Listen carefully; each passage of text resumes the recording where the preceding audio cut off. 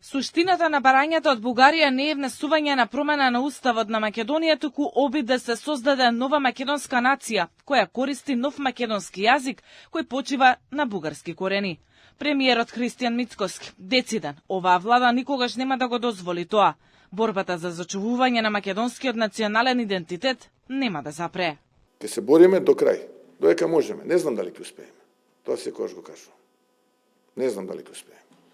Но дали добиваме симпатии и дали се повеќе земји и високи политичари го одобруваат ова што го правиме и нашите аргументи добиваат гласност? Да, добиваат.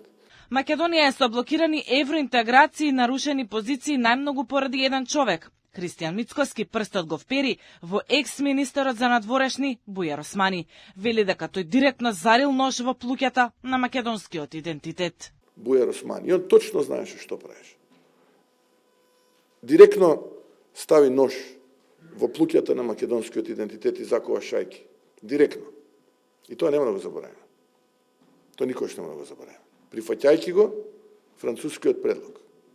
Директно закова шајки во рацете и нозете на македонскиот идентитет. Но ние ќе се бориме. Секаде ќе се бориме.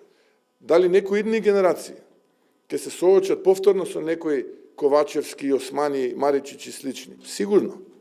Но граѓаните се мудри и внимаваат и нема да дозволат. Македонската дипломатија продолжува да се бори и да ги презентира нашите позиции низ сите западни метрополи, а се повеќе држави застануваат на наша страна. Директни разговори Скопје Софија за сега се неизвестни.